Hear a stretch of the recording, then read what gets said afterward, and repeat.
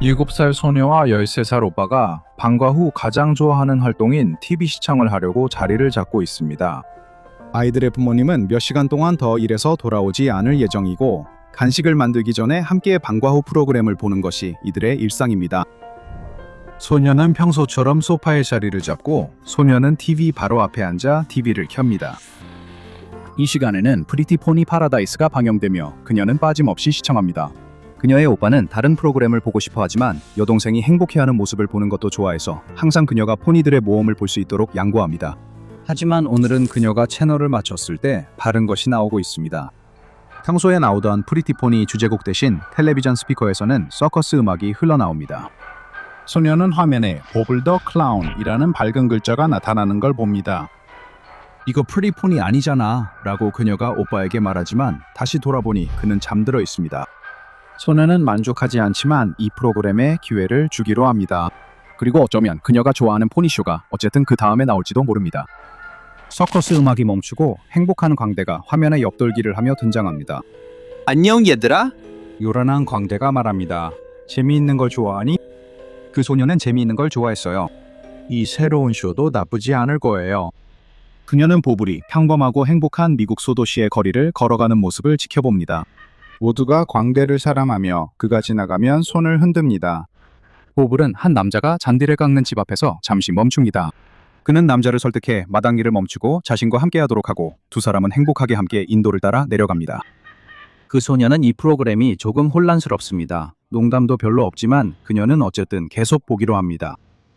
보블과 그의 새 친구는 서커스 천막처럼 칠해진 집 앞에 멈춥니다.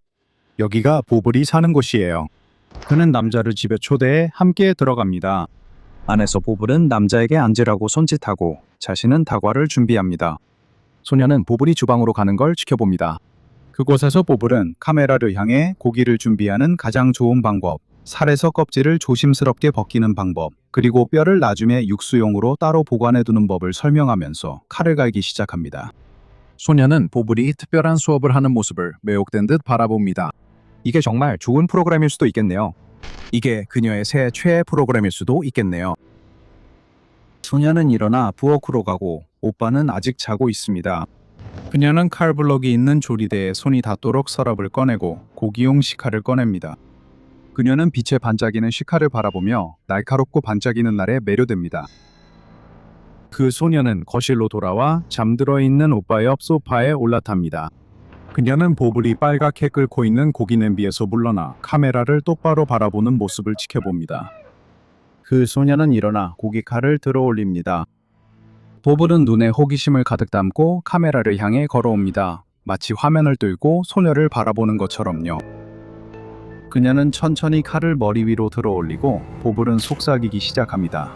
어서 해봐. 그는 기대에 찬 듯 입술을 핥습니다. 소녀는 잠시 멈춰서서 한 번 더 잠든 오빠를 바라보고 식칼을 내리칩니다. 안녕하세요. 저는 닥터 밥입니다. 그리고 이것은 SCP-993 일명 보블 더 클라운입니다. 하지만 먼저 여러분께 부탁드릴 게 있습니다. 저는 SPP 재단의 기록에 있는 덜 알려진 변칙 현상들에 대해 알리는데 여러분의 도움이 필요합니다. 여러분이 도울 수 있는 가장 좋은 방법은 구독하고 알림을 켠 다음 친구들에게도 똑같이 하라고 말하는 것입니다. 이렇게 하면 더 많은 SCP 영상을 보여드릴 수 있습니다. 이제 다시 파일로 돌아가겠습니다. SCP-993은 SCP 재단이 보블 더 클라운이라는 어린이 텔레비전 프로그램에 부여한 지정 번호입니다. 처음 보면 보블 더 클라운 쇼는 밝은 색상, 마스코트, 그리고 주인공 보블 더 클라운이 새로운 기술을 배우거나 새로운 활동에 참여하는 정형화된 공식을 따르는 전형적인 어린이 교육 만화처럼 보입니다. 이 프로그램엔 반복 등장하는 조연이 없고 보블만이 매 에피소드에 항상 나옵니다. 설정도 보통 에피소드마다 바뀌며 보블은 종종 새로운 장소나 독특한 장소에서 등장하곤 합니다. 어린이용 프로그램처럼 보이지만 이 이상한 텔레비전 프로그램이 보여주는 변칙적인 특성들은 거의 즉시 드러납니다. 첫째로, 이 프로그램을 시청하는 10살을 넘은 모든 사람은 방송이 시작되자마자 즉시 의식을 잃고 혼수 상태에 빠지며 프로그램이 끝날 때까지 그 상태가 지속됩니다. 태어난 후에는 의식을 잃기 직전에 극심하고 찌르는 듯한 두통을 느꼈다고 보고합니다. 하지만 이 프로그램의 가장 소름 끼치는 특징은 시청이 가능한 10살 미만의 아이들이 묘사한 내용입니다. 그들은 보블 더 클라운이 많은 어린이 프로그램에서 올바른 위생 습관이나 정시에 잠자리에 드는 것의 중요성을 강조하는 것과 비슷한 방식으로 교훈을 가르치는 모습을 본다고 보고합니다. 하지만 보블의 경우에는 그 교훈들이 꽤 다릅니다. 보블이 아이들에게 가르치고 시도해보라고 권장한 주제들에는 고문, 살인, 심지어 식인까지 포함되어 있습니다. 대상이 시청하는 동안 그 교훈들은 그들의 마음에 깊이 새겨지는 것처럼 보이며 이 프로그램을 반복적으로 시청한 결과 정신병과 조현병의 증상과 유사한 영구적인 영향이 나타났습니다. 기록된 보블 더 클라운 에피소드에는 보블 인 더 빅시티가 포함되어 있는데 이 에피소드에서 보블은 뉴욕을 연상시키는 미국의 대도시에 등장해 시청자에게 모기향 같은 흔한 물건을 이용해 불을 지필 때 발각되지 않는 다양한 방법을 가르칩니다. 이 에피소드는 보블이 큰 건물에 불을 지르고 화면에서 퇴장하면서 끝이 납니다. 카메라는 비명이 들리는 가운데 몇 분 동안 계속해서 불타는 건물을 비춥니다. 또 다른 에피소드인 보블의 교활한 토요일에서 보블은 다시 한번 대도시에 등장하는데 이번에는 영국 런던과 비슷한 도시로 배경에 빅벤이 있는 엘리자베스 타워가 보입니다. 이 에피소드에서 보블은 한 여성을 몰래 따라 집에 들어갑니다. 그녀가 도착하자 보블은 큰 식칼로 그녀를 공격한 뒤 관객들에게 붐비는 곳에서 눈에 띄지 않는 방법에 대한 팁을 알려줍니다. 보블은 진실을 알아내고 포로 수용소에서 광대를 찾습니다. 그곳에서 보블은 포로로 잡힌 병사를 고문하면서 병사가 도저히 답할 수 없는 말도 안 되는 질문들을 던지는 모습이 보여집니다.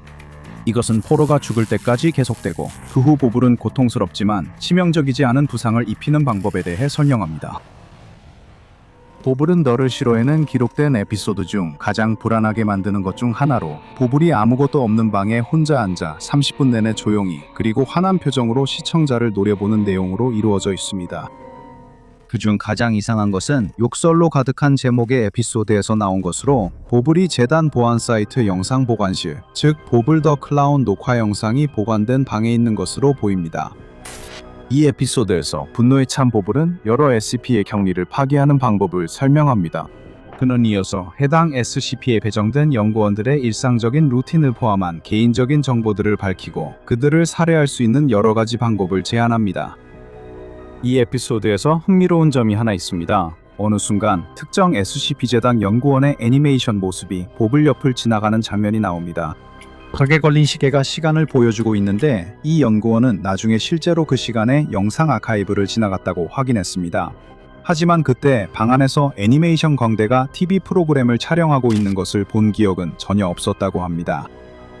보블 더 클라운의 에피소드는 여전히 알 수 없는 출처에서 방송되고 있지만 앞으로의 에피소드는 입실론 베타3 프로토콜을 사용해 대중이 시청하지 못하도록 차단될 예정입니다. 모든 방송은 재단의 아카이브에 기록되며 이 변칙 현상에 대한 연구를 수행하기 위해서는 10세 미만의 피실험자들이 시청해야 합니다. 시청자들이 에피소드에서 일어난 일을 설명한 후에는 즉시 클래스 A 기억 소거제를 투여받아야 합니다. 이 에피소드들이 시청자들에게 위험을 초래함에도 불구하고 대중에게 방송되지 않도록 안정적으로 차단할 수 있기 때문에 SCP-993은 안전등급으로 분류되었으며 현재로서는 보블 더 클라운도 최대한 격리된 것으로 보입니다. 뉴욕시의 토요일 밤 늦은 시간, 정확히 밤 11시 55분입니다. 한 남자가 59번가 지하철역을 향해 달려가고 있습니다. 그는 식당에서 웨이터로 일하다가 막 퇴근했고 집에 빨리 가서 여자친구와 시간을 보내고 싶어 서두르고 있습니다. 그가 역에 가까워질 때쯤 뭔가 이상한 점을 발견합니다. 누군가 입구 앞에 나무 장벽을 세워두었습니다. 그는 이런 것을 본 적이 없지만 브루클린에 산 지 오래되지 않았습니다. 장벽 뒤의 역은 모든 것이 정상으로 보이고 그는 서두르고 있습니다. 그는 다음 역까지 몇 블록이나 걸어가고 싶지 않아서 장벽을 뛰어넘습니다. 최악의 경우가 뭐가 있겠어? 그 남자가 기차 플랫폼으로 걸어가면서 자신의 결정을 다시 생각하기 시작합니다. 플랫폼에는 아무도 없습니다. 그리고 생각해보니 그는 역에서 아무도 본 적이 없습니다. 어쩌면 그가 실수한 걸지도 모릅니다. 어쩌면 역이 정말로 보수공사 때문에 폐쇄된 것일 수도 있습니다. 그는 돌아서서 나가려 하지만 바로 그때 기차 소리를 듣습니다.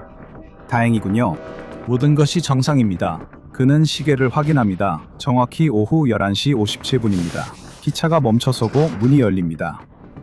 그가 평소에 타던 기차보다 조금 더 오래되어 보이지만 상태는 완벽해 보이고 집 방향으로 가고 있습니다. 그래서 그는 기차에 탑니다. 역과 승강장처럼 기차 안에도 다른 사람은 아무도 없습니다. 이상하군요. 하지만 그는 예전에도 거의 빈 기차를 탄 적이 있습니다. 특히 늦은 밤에는요. 그래도 토요일 이 시간엔 몇 명은 타고 있죠. 그때 그는 역에서 소리를 듣습니다. 그는 누군가 승강장에서 소리치며 달리는 것을 봅니다. 멈춰, 멈춰. MTA 조끼를 입은 남자가 소리치며 달리다가 저녁으로 보이는 것을 승강장에 떨어뜨립니다. MTA 직원이 아직 몇 미터 떨어져 있는 동안 문이 갑자기 닫히고 기차가 움직이기 시작합니다. MTA 직원은 다시 멈추라고 외치지만 소용없다는 것을 알고 있습니다. 그는 기차가 선로를 따라 달려가 어둠 속으로 사라지는 것을 지켜봅니다. 그는 한숨을 쉬며 무전기를 꺼내고 무전기는 소리를 내며 켜집니다. 또 한 명을 잃었다고 그는 말합니다. 안녕하세요. 저는 닥터 밥입니다. 그리고 이것은 SP052, 일명 시간여행 열차입니다. SCP-052는 표준형 R사형 뉴욕시 지하철 열차처럼 보입니다. 공식시 기록에 따르면 이 열차는 1932년에 제작되었고 1975년에 폐기 처분되었습니다. 존재하지 않아야 함에도 불구하고 SCP-052는 매주 토요일 밤 11시 57분에 59번가와 8번가역의 업타운 AD 선로에 계속해서 나타납니다. 이 열차는 80년이 넘게 전에 제작되었을 때와 똑같이 완벽한 상태로 보이며 A열차로 표시되어 있습니다. 매주 토요일 이 열차는 정확히 같은 시간에 도착하여 정확히 5분 동안 문을 열고 승객을 태우거나 내리게 한 뒤 문을 닫고 다음 주까지 사라집니다. 이 열차는 어디에서 오고 매주 나타나기 전엔 어디로 갈까요? 이것이 바로 SCP-재단이 답을 찾으려는 질문들입니다. 하지만 SCP-052에서 가장 무서운 점은 한 번 열차에 타면 다시 내릴 수 있다는 보장이 없다는 것입니다. 안타깝게도 SCP-052에 탑승하는 것이 관찰된 대부분의 사람들은 그 후 다시는 소식이 없었습니다. 지키 드물게 돌아온 몇몇 사람들은 1976년부터 2204년까지 다양한 날짜의 열차에 탑승했다고 주장했으며 2204년에 탑승했다는 사람은 자신이 300주년 기념 특별 열차를 타는 줄 알았다고 말했습니다. 지금까지 돌아온 승객들 중 누구도 열차에 탑승한 후 내릴 때까지의 시간에 대한 기억이나 정보를 보고한 적이 없습니다. SCP-052에서 내리는 승객이 목격될 경우 즉시 사이트 21로 이송하여 그들의 출신을 확인하고 현재 시간 흐름에 위협이 되는지 평가해야 합니다. 재단은 과거에서 온 승객들에게 클래스 A 기억 소거제를 투여하고 그들을 사회에 재통합시키는 데 큰 성공을 거두었습니다. 하지만 미래에서 온 것으로 확인된 승객은 이 현실의 시간 흐름에 잠재적인 혼란을 방지하기 위해 무기한으로 구금해야 합니다. 5. 평의회 위원 559의 명령 69A1에 따라 현재 이 조건에 해당하는 혈수된 승객 26명 이 사이트 21에 구금되어 있으며 이들을 현대 사회로 안전하게 복귀시킬 수 있는 절차도 아직 마련되지 않았고 그들을 원래의 시간대로 돌려보낼 수 있는 실현 가능한 이론도 아직 없습니다. 공공의 접근을 막기 위한 절차가 마련되어 있음에도 불구하고 현재 시점에 일부 승객들이 여전히 실수로 SCP-052에 탑승하는 일이 발생하고 있으며 바른 시간대의 인물들도 계속해서 나타나고 있습니다. 면담 결과 이들 중 일부는 대체 시간대와 현실에서 온 것으로 밝혀졌습니다. 이로 인해 SCP-052가 바른 시간과 장소에도 나타날 수 있는지에 대한 의문이 제기되었으며 이는 추가적인 장소의 격리가 필요할 수도 있음을 시사합니다. 그리고 전 세계적으로 예정에 없던 열차와 관련된 의심스러운 활동에 대한 보고가 모니터링되고 조사되고 있습니다. 최초 발견 이후 이 변칙적인 열차와 그것이 더 이상 보이지 않을 때 무슨 일이 일어나는지 더 잘 이해하기 위해 여러 가지 실험이 시도되었습니다. 첫 번째 실험은 2009년 5월 31일에 진행되었습니다. 요원 한 명이 열차 탑승 지시를 받았습니다. 요원은 요청대로 행동했고 현재까지도 회수되지 않았습니다. 두 번째 실험은 일주일 후인 6월 6일에 진행되었습니다.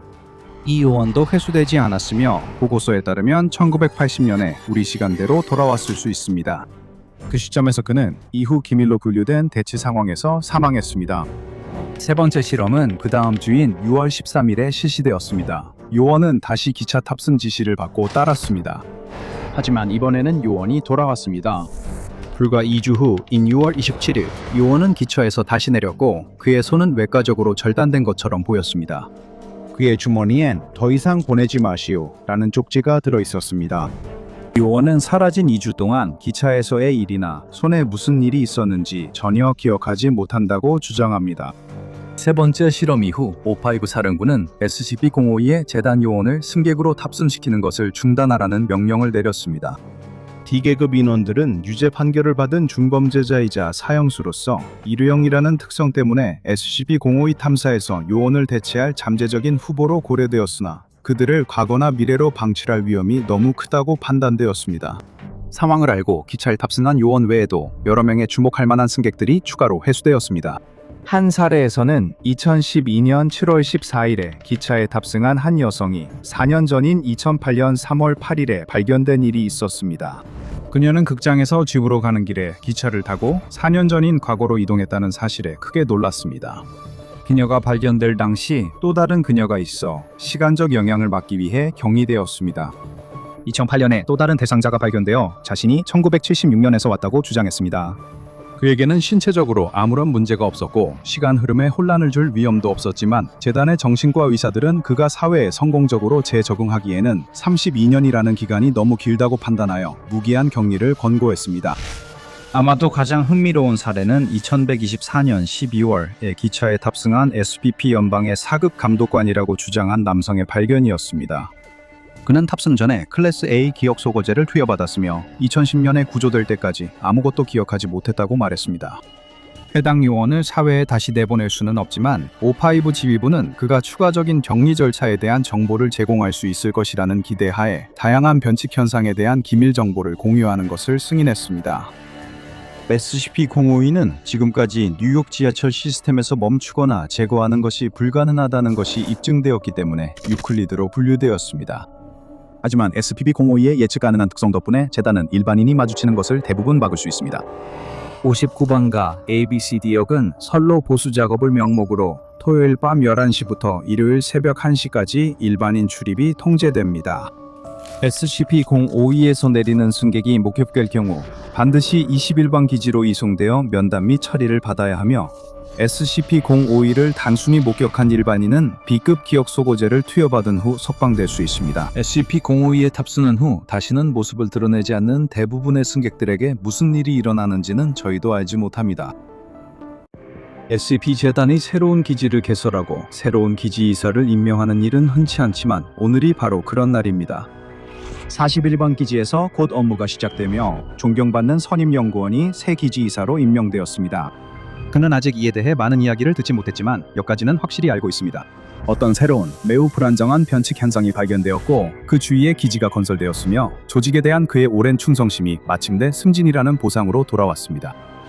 아침 샤워를 하면서 그의 머릿속은 이 새로운 장이 가져올 수 있는 가능성들로 가득 차 있습니다. 그가 잠재적인 도전에 맞설 수 있을까? 이 새로운 변칙 현상은 얼마나 위험한 걸까? 그것을 격리하기 위해 굳이 새로운 기지를 건설해야 할 만큼 대체 무엇이 필요했던 걸까? 무엇이든 간에 그동안 확보하고 격리하고 보호해온 세월이 그를 단련시켜 왔습니다. 그는 기괴한 생물, 저주받은 장소, 물리법칙을 무시하는 물체를 봤습니다. 새 직책에서 무엇이 그를 기다리든 그는 감당할 수 있습니다. 그는 샴푸를 머리에서 헹구며 긴장감도 함께 배수구로 흘려보내고 물을 끕니다. 그는 샤워실에서 나와 김서린 거울을 봅니다. 그는 거울을 손바닥으로 쓸며 자신의 눈과 마주칩니다. 그의 진지한 표정에 자신도 놀라고 그는 오래전 자신을 그런 돌처럼 차가운 회색 눈으로 바라보던 또 다른 사람을 떠올리지 않을 수 없습니다. 그와 그의 형제는 한 번도 사이가 좋지 않았습니다. 얼굴, 머리카락, 눈은 같았지만 성격은 완전히 달랐습니다. 그는 수업에 집중하지도 못하고 늘 인생을 좌충우돌하며 사는 사고뭉치였습니다. 그의 형제는 완벽한 모범생이자 무슨 일을 해도 흠잡을 데가 없었습니다. 형제들이 나이가 들면서 그는 형의 그림자에서 벗어나 부모님의 기대에 부응하려고 노력했습니다. 하지만 그가 무엇을 하든 형이 더 잘할 수 있었습니다. 그는 좋은 대학에 갔지만 형은 하버드에 갔습니다. 그는 취직했지만 형은 더 좋은 직장을 얻었습니다. 그는 혼다를 갖게 됐고 형은 메르세데스를 갖게 됐습니다. 그는 한 여자와 사랑에 빠졌지만 형이 그녀와 결혼했습니다. 그는 결코 혼자 설 수 없을 것 같았고 완벽한 남자의 열등한 버전이자 자신보다 위대한 존재의 형상을 우연히 입은 불쾌한 작은 호문쿠루스처럼 보였습니다. 형의 결혼식 밤에 골마있던 분노가 마침내 표면으로 드러났습니다. 그는 그 밤을 조각난 기억으로 떠올립니다.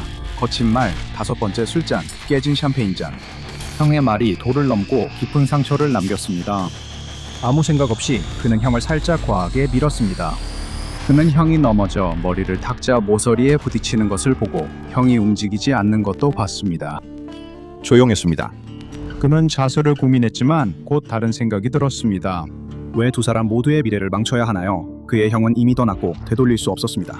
비극적인 실수 때문에 정말 남은 평생을 감옥에서 보내야 할까? 그건 공평해 보이지 않았습니다. 대신 그는 계획을 짰습니다. 이번에는 그와 그의 형제의 필체 등 유사점에 감사함을 느꼈습니다. 그는 형의 새 신부에게 편지를 위조해 삶의 압박을 더는 견딜 수 없다고 했습니다. 그는 떠나기로 했습니다. 유럽으로 도망쳐서 새로운 이름으로 새로운 삶을 시작하고 모든 옛 인연을 뒤로 한 채 떠나는 것이었습니다. 그리고 그는 자신의 모습과 너무도 닮은 형의 시신을 여행 가방에 넣었습니다. 그는 어릴 적 형과 길을 잃었던 숲으로 차를 몰았다. 그리고 그는 아무도 찾지 못할 만큼 깊이 묻었습니다. 그는 그날 밤의 기분을 결코 잊지 못할 것입니다. 어두운 숲에서 힘겹게 일하며 콧물과 눈물로 얼굴이 엉망이었고 삽 끝으로 흙을 파내 형의 처참하게 훼손된 시신이 든 가방을 묻을 만큼 큰 구덩이를 만들 때까지 계속했습니다. 죄를 숨기기 위해 다시 흙을 퍼올릴 때마다 삽에 담긴 흙 한 삽 한 삽이 점점 더 무겁게 느껴졌습니다. 그는 도대체 무슨 짓을 한 걸까? 도대체 무슨 짓을 저지른 거지? 하지만 그 끔찍한 일이 끝났을 때쯤에는 합리화로 그의 범죄가 지닌 날카로움은 무뎌져 버렸습니다. 이게 괜찮은 이유는 수백만 가지나 있었다. 이건 정당한 일이었다. 물론 이건 사고였다. 그건 분명했다. 하지만 그의 형도 수년간 완벽한 삶을 자랑하며 앞에서 뽐냈으니 이런 일은 당연하지 않았을까? 이제 쓸모없는 죽은 고기 덩어리는 누구였지?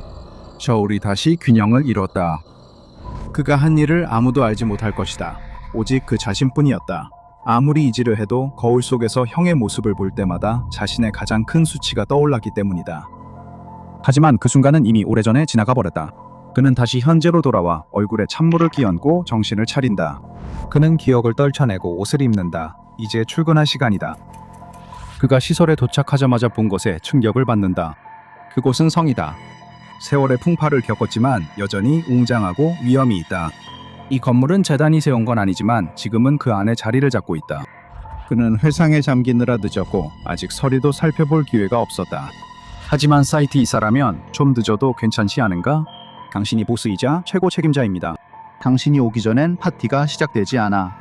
그 생각만으로도 그의 가슴이 자부심으로 벅차오른다. 그는 누군가에게 자신에게 설명해달라고 부탁해야 할 것이다. 새로운 시설의 기본 사항과 그들이 여기서 연구할 것에 대해 기꺼이 설명해줄 열정적인 부하 직원에게 말이다. 젊은 조수 연구원이 때맞춰 클립보드를 들고 에너지 넘치게 그에게 다가온다. 그녀는 이곳에서 일한 지 오래되지 않아 아직 눈에 빛이 남아있다. 그는 속으로 이곳에서 보게 될 것들이 그 빛을 곧 꺼뜨릴 거라고 생각한다. 조수 연구원이 그를 성 안으로 안내한다. 내부는 완전히 뜯겨나가 현대기술로 대체됐다. 돌계단은 줄지어선 엘리베이터로 바뀌었고 대리석 흉상들은 보안 카메라와 모니터로 배치되었다. 그들은 엘리베이터에 타고 조수 연구원이 최하층 버튼을 누른다. 그들은 성의 깊은 곳 거대한 괴물의 뱃속으로 들어가고 있다. 띵 소리와 함께 문이 열리고 그들은 나간다. 이 아래의 공기는 특이한 냄새가 난다. 퀴퀴하고 텁텁하며 말라붙은 피에 날카로운 금속 냄새가 섞여 있다. 벽을 따라 그는 감방이 일렬로 늘어서 있는 것을 볼 수 있다. 정확히 8개로 모두 단단히 닫혀 있다. 그것들은 녹슬고 오래되었으며 이곳에 오래 있었다. 이 감방들은 재단이 설치한 것이 아니다. 물론 그는 설명할 수 없는 불안감과 함께 이 감방들 자체가 자신이 격리를 감독하러 온 변칙임을 깨닫는다. 그는 도착하기 전에 파일을 읽었어야 했다. 자신이 방심하게 두지 말았어야 했다. 그랬다면 무슨 상황에 발을 들이는지 알았을 텐데. 도착했습니다. 조수가 쾌활하게 말하며 그를 놀란다. 그는 그녀가 옆에 있는 걸 거의 잊고 있었다. 안내해드릴까요? 그는 저 쾌활한 태도로 오래 못 버틸 텐데 라고 생각하지만 고개를 끄덕인다. 그녀는 앞장서며 내내 클립보드를 성실히 참고한다. 여기가 첫 번째 감방입니다. 모든 감방은 현재 비활성입니다. 나중에 테스트할 예정이니 실제 작동 모습을 볼 수 있을 거예요. 대단하죠? 그녀는 두 번째 감방으로 계속 걸어갑니다. 이 변칙 개체를 제대로 이해하게 되면 매우 유망한 활용 방안이 많이 있을 겁니다. 그는 그녀를 따라가며 반만 듣고 있습니다. 세 번째, 감방에 다가가자 조수가 그를 힐끗 보고 박사님과 일하게 되어 기대된다고 말합니다. 좋은 얘기도 들었다고 합니다. 그는 칭찬을 대수롭지 않게 넘기고 그녀를 위해 겸손한 척하려 입을 열려던 순간 어떤 소리에 깜짝 놀랍니다. 금속이 금속에 갈리는 소리, 오랫동안 사용되지 않은 문이 삐걱거리는 소리였습니다. 세 번째, 감방이 저절로 열리고 있습니다. 조수는 메모를 뒤지며 점점 창백해집니다. 이런 일은 일어나선 안 돼요. 이럴 리가 없어요. 그녀가 더듬거리지만 그는 거의 듣지 못하고 어둠만 넋을 잃고 바라봅니다. 돌바닥 위로 쇠사슬이 끌리는 듯한 덜컹거리는 소리가 들립니다. 이 감옥에서 무엇이 풀려나오려는 걸까? 그는 지금까지 겪었던 죽을 뻔한 경험들을 떠올리며 마음을 다잡습니다. 마침내 모습을 드러낸 것에 대해서는 그 어떤 준비도 소용이 없었습니다. 쇠사슬이 달린 한 쌍의 철제 족쇄가 그림자 속에서 튀어나와 그를 향해 날아옵니다. 족쇄가 그의 양손목에 갑자기 채워지고 차가운 금속이 피가 안 통할 만큼 꽉 조여 피부를 파고듭니다. 그러자 쇠사슬 반대편에서 보이지 않는 힘이 그를 끌어당기기 시작합니다. 그가 저항하지만 족쇄가 살을 파고들고 조수는 도움을 청하며 비명을 지릅니다. 그의 노력은 헛되었습니다.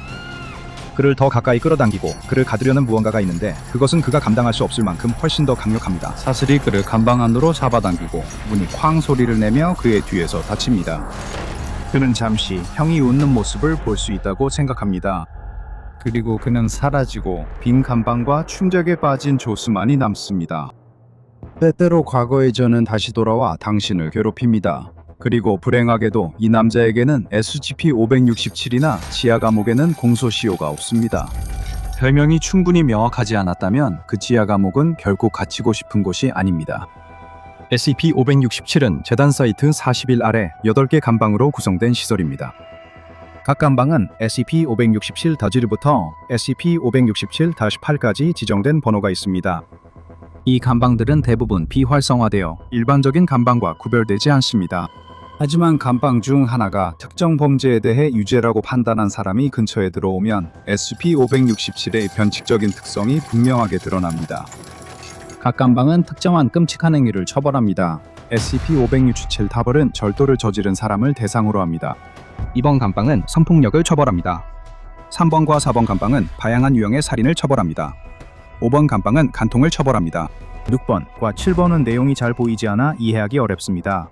누군가 일부러 파일 글씨를 지운 것 같습니다. SCP-567 8번에 관해서는 어떤 범죄를 처벌하는지 아직 알려지지 않았고 재단이 이 존재를 알고 있는 동안 한 번도 활성화된 적이 없습니다. 다른 모든 감방은 완전히 비어있지만 567 8번 감방에는 방 중앙에 오래된 나무 의자 하나만이 바닥에 못으로 고정되어 있습니다. 이 의자의 용도는 불분명합니다. 앞서 언급한 행위 중 하나를 저지른 사람이 해당 감방문에서 2.5m 이내로 다가가면 감방 안에서 족쇄 한 쌍이 마치 어디선가 갑자기 나타난 것처럼 튀어나옵니다. 이 족쇄는 그 사람의 손목에 채워진 뒤 안으로 끌고 들어가며 그 순간 감방문이 스스로 닫히고 잠기게 됩니다. 그러면 죄수와 족쇄 모두 사라집니다. 여러 연구원들은 이 변칙 향상의 기능과 방식 모두를 SCP-1002, 즉 디마이저와 SCP-2701, 즉 진정한 독방 감금과 비교해 왔습니다. 이 두 SCP에 대해서는 제가 앞서 자세히 논의한 바 있습니다. 재단이 SCP-567을 처음 격리한 후 잡혀간 죄수 중 단 2명만 다시 나타났습니다. D903,912는 SCP-567-3에 처음 수감된 지 68시간 만에 탈출하여 사이트 40일 바로 밖에서 쓰러진 채로 발견되었습니다. 그는 다시 나타난 직후 어떤 의료 조치도 이루어지기 전에 곧바로 사망했습니다. 부검 결과 열상과 내부 출혈, 그리고 손목과 발목의 화상 등 심각한 부상이 발견되었습니다. 두 번째로 돌아온 실험 대사는 D937122로 SCP-567에 감금된 지 157개월 만에 발견되었습니다. 머리 외상, 손가락 절단, 손목과 발목 화상에도 불구하고 이 실험 대상은 훨씬 더 기운이 넘쳤고 자신을 발견한 재단 요원들을 공격하려 했습니다. 그녀는 경비원들에게 제압 구속되어 이른 비상의 요원에게 신문받았습니다. 다행히도 면담의 오디오 기록이 파일에 포함되어 있어 무슨 일이 있었는지 알 수 있었습니다. 이름을 말씀해 주시겠습니까? 요원이 물었다. D93712는 대답하지 않았습니다. 이름을 말씀해 주시겠습니까? 요원이 다시 물었습니다. 역시 아무런 대답도 없었습니다. 요원이 깊게 한숨 쉬고 전략을 바꿨습니다. 저기 정말 미안하지만 당신을 도와주고 싶어요. 하지만 당신이 협조하지 않으면 의료 지원을 해드릴 수 없습니다. 그러니 제발 기록을 위해 이름을 말씀해 주세요. 마침내 D계급 인원이 격렬하게 반응했습니다. 내 이름이 궁금해? 내 이름 같은 건 집어치워. 이름 따위는 없어. 아무것도 없어. 하지만 있어. 난 탈출했고 쇠붙이도 벗어냈어. 여기 오디오는 너무 손상돼 무슨 말을 알아들을 수 없었어. 잡음이 사라진 후 D93만 7122가 소리치는 소리가 들렸어. 난 자유로워야 해. 날 놔줘. 그녀가 구금 중 탈출을 시도하며 몸싸움이 있었어. D계급을 진정시키려는 시도로 D계급에게 이렇게 말했어. 미안하지만 이제 우리에게 기회가 있어. 네 기회 따윈 여시나 먹어. 기회는 없어. 오직 탈출뿐이야. 넌 날 괴물이라 부르지. 어쩌면 내가 진짜 괴물일지도 몰라. 하지만 그 악몽들은 그녀는 잠시 알아들을 수 없는 중얼거림으로 무너졌다가 다시 정상적으로 말을 이어갔어. 그들의 죄에 비하면 나는 아무 잘못도 하지 않았어. 정말 아무것도. 나는 아무 잘못도 하지 않았어. 정말 아무것도. 이때 D계급 인원은 달랠 수 없을 만큼 무너졌고 모든 말이 흐느낌으로 바뀌었어. 요원이 그녀를 진정시키려 했지만 그녀는 계속 히스테릭한 상태였어. 몇 차례 흐느낀 후 D계급 인원은 마치 숨쉬기 힘든 것처럼 헐떡이기 시작했어. 그녀는 가슴을 움켜쥐고 심장마비 증세를 보이기 시작했어. 요원이 심폐소생술을 시도했지만 소용이 없었고 몇 분 후 그녀는 사망했어. 연담 후 부검이 지시되었고 그 결과 그녀의 사망 원인이 밝혀졌어. 그녀의 몸은 작은 천자 자국들로 뒤덮여 있었고 혈류에서 정체불명 독극물이 검출됐어. 지금까지 SCP-567에서 나온 사람은 2명뿐이지만 그들이 던전의 감방에서 탈출한 유일한 유기 생명체는 아니었어. 가끔씩 감방의 문이 열리고 어떤 존재가 나타나. 이 생물들은 SCP-567-9라는 명칭이 부여되며 항상 공격적이야. 이들은 보통 기존에 알려진 어떤 동물의 모습과도 일치하지 않고 대신 미지의 생물처럼 보여. SCP-567 구개체가 감방에서 탈출하면 던전을 빠져나가려고 시도하며 길을 막는 모든 것을 공격해. 재단이 처음으로 관찰한 SCP-567 구개체는 길이 약 2m의 4개의 팔다리를 가진 생물이었어. 그 생물은 4발로 걷고 앞다리에 사람과 닮은 손과 엄지손가락이 있어 기계를 조작할 만큼 정교하게 움직였어. 그 생물은 매우 지능이 높았고 이 지능을 이용해 격리되기 전에 재단 요원 14명을 해치웠어. SCP-567구 이 세부 사항은 모든 공식 문서에서 삭제되었어. 내가 파일에서 추측할 수 있는 유일한 것은 그것이 나타난 후 9명의 인원이 사망했고 그것을 격리하는 데 도움을 준 요원 중 1명이 그 과정에서 겪은 일로 심리 상담을 요청하고 받았다는 거야. 그가 마주친 건 결코 좋은 게 아니었어. SCP-567 4와의 정기적인 실험 중에 감방문이 열려있는 동안 SCP-567-9의 개체가 나타나 실험을 주도하던 연구원을 공격해 사망하게 했어. 그 개체는 격리되지 않았지만 7명의 사상자가 발생한 후 원래 감방으로 유인되었어. 이때 감방이 족쇄를 작동시켜 그 생명체를 안으로 끌어들였어. 가장 최근에 SCP-567-9의 개체가 나타난 것은 SCP-567-7의 문이 저절로 열리고 닫혔을 때였어. 이 장면은 CCTV에 찍혔지만 보안 요원들은 감방에서 나오는 걸 볼 수 없었어. 2주 후 그 지하 감옥 담당 요원이 집 침대에서 숨진 채 발견됐어. 그의 사망 정황은 SCP-966, 즉 슬립킬러로 알려진 종족의 소행으로 보이는 사건들과 거의 같았어. 이 존재는 내가 예전에 이 채널에서 언급했지? 탈출한 개체가 사이트 41에서 발견됐을 때 그것은 SCP-966 개체와 거의 흡사했으며 약간의 차이점만 있을 뿐이었어. 개체는 성공적으로 격리됐고 현장 보안 카메라도 유사 변칙 현상 대비 업그레이드됐어.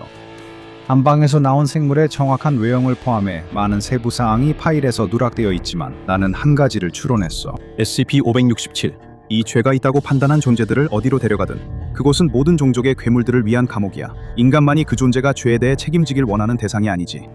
나는 그 던전과 관련된 다양한 실험에 대해 읽으면서 다소 음침한 질문이 떠올랐어. 2가지 이상 죄를 지은 실험 대상에겐 어떤 일이 생길까?